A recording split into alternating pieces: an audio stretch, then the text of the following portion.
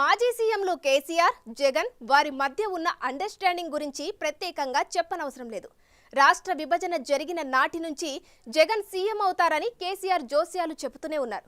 మొన్నటి ఎన్నికల్లో తాను పరాజయం పాలైనప్పటికీ ఏపీలో మాత్రం మళ్లీ జగన్ సీఎం అవుతున్నారని చెప్పుకొచ్చారు.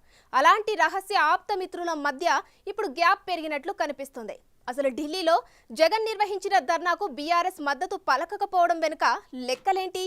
బీజేపీకి దగ్గరవ్వాలన్న ఉద్దేశంతోనే జగన్ని కేసీఆర్ దూరం పెడుతున్నారా?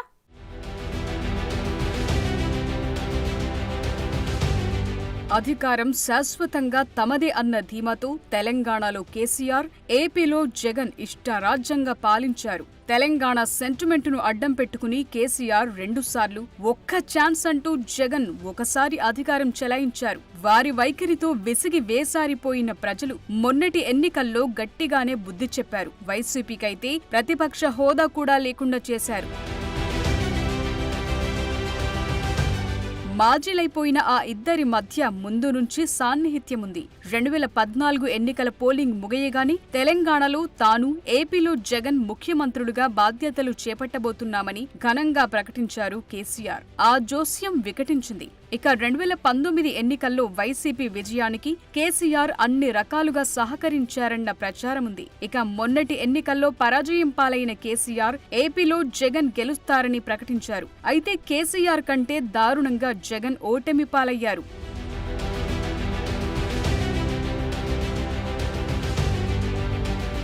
జగన్ ఓటమికి కారణాల్లో ఒకటైన 3 రాజధానుల నిర్ణయాన్ని కూడా కేసీఆర్ సమర్థించారు. ముఖ్యంగా జగన్ ప్రగతి భవన్ కు వెళ్లి కేసీఆర్ తో రహస్య మంతనాలు సాగించిన సందర్భాలున్నాయి. ఇక కేసీఆర్ ఓటమి తరువాత తుంటి చికిత్స చేయించుకున్నప్పుడు సీఎం హోదాలో జగన్ ఆయన ఇంటికి వెళ్లి పరామర్శించొచ్చారు. ఇప్పుడు ఆ ఇద్దరు ఓటమిని జీర్ణించుకోలేకపోతున్నారు. అసెంబ్లీకి ముఖం చాటేస్తున్నారు.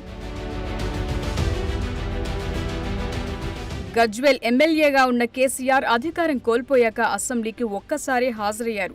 బడ్జెట్ రోజున సెషన్స్ కు అటెండ్ అయి మళ్లీ ఫామ్ హౌస్ కే పరిమితమయ్యారు. అసెంబ్లీ సమావేశాలకు 60 రోజుల పాటు హాజరు కాకపోతే శాసన సభ్యత్వం రద్దవుతుందన్న భయంతోని ఆయన అసెంబ్లీలో గెస్ట్ అపియరెన్స్ ఇచ్చి వెళ్లిపోయారంటున్నారు. మరోవైపు జగన్ కూడా పులివెందుల ఎమ్మెల్యేగా ప్రమాణ స్వీకారం చేసి వెళ్లక ఒక్కసారే సభకు హాజరయ్యారు. అది కూడా తన ఎమ్మెల్యేలతో కలిసి గవర్నర్ ప్రసంగాన్ని అడ్డుకునే ప్రయత్నం చేసి ఎవరూ పట్టించుకోకపోవడంతో వెళ్లిపోయారు.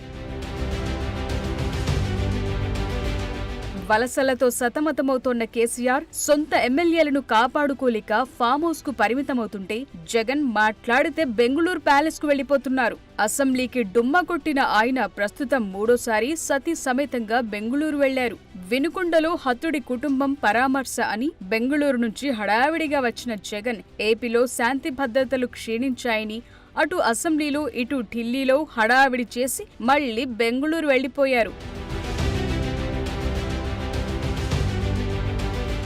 రాష్ట్రంలో శాంతి భద్రతలు క్షీణించాయంటూ ఢిల్లీలో ధర్నా చేసిన జగన్ మంగళ బుధవారాల్లో ఢిల్లీలో ఉన్న ప్రధాని మోదీ, కేంద్ర హోంమంత్రి అమిత్ షా అపాయింట్మెంట్ దొరకలేదు. బీజేపీ నేతలెవరూ జగన్ను కలవటానికి ఇష్టపడలేదు. దీంతో నిరాశతో తిరిగొచ్చిన ఆయన అసెంబ్లీ సమావేశాలు చివరి రోజున కూడా హాజరు కాకుండానే బెంగుళూరు వెళ్లిపోయారు. దాంతో జగన్ ఇక అసెంబ్లీ వచ్చే పరిస్థితి లేదన్న అభిప్రాయం వ్యక్తమవుతోంది. అదలా ఉంటే 2 రాష్ట్రాల మాజీ ముఖ్యమంత్రుల మధ్య స్నేహబంధం బెడిసికొట్టినట్లు కనిపిస్తోంది. జగన్ ఢిల్లీ ధర్నాకు బీఆర్ఎస్ మద్దతు లభించలేదు.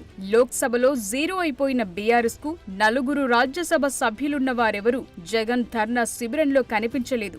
బీజేపీకి దగ్గరవ్వాలన్న ఉద్దేశంతోనే కేసీఆర్ వైసీపీని దూరం పెట్టారన్న టాక్ వినిపిస్తోంది. ఏపీలో ఎన్డీఏ సర్కార్ను జగన్ టార్గెట్ చేస్తుండటంతో ఎందుకొచ్చిన తంటాలే అని బీఆర్ఎస్ నోరు మెదపలేదంటున్నారు.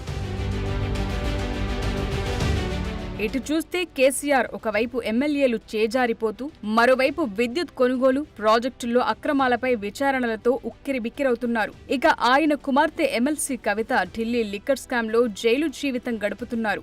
ఆమెకు బెయిల్ దొరకాలన్నా, తనపై విచారణలకు సంబంధించి ఎలాంటి చర్యలు లేకుండా బయటపడాలన్నా కేంద్రం అండదండలు అవసరమని కేసీఆర్ భావిస్తున్నట్లు కనిపిస్తున్నారు. అందుకే ఆయన బీజేపీతో మైత్రి కోసం జగన్ కు దూరమవుతున్నారంటున్నారు. అందులో భాగంగానే అసెంబ్లీలో ఒక్కరోజు మెరుపు తీగలా మెరిసిన కేసీఆర్ మీడియా ముందుకొచ్చి రాష్ట్ర బడ్జెట్ను విమర్శించి వెళ్లిపోయారు. కేంద్ర బడ్జెట్లో తెలంగాణకు తీవ్ర అన్యాయం జరిగిన 10 ఏళ్లు ముఖ్యమంత్రిగా పనిచేసిన ఆయన ఒక్క మాట కూడా మాట్లాడలేదు. అసలు కేంద్ర బడ్జెట్ ఊసే ఎత్తలేదు.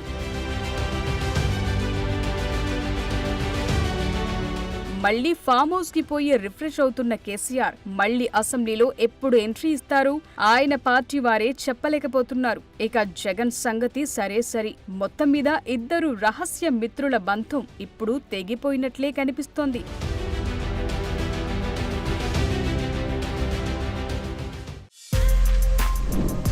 For more videos like this, subscribe Big TV channel.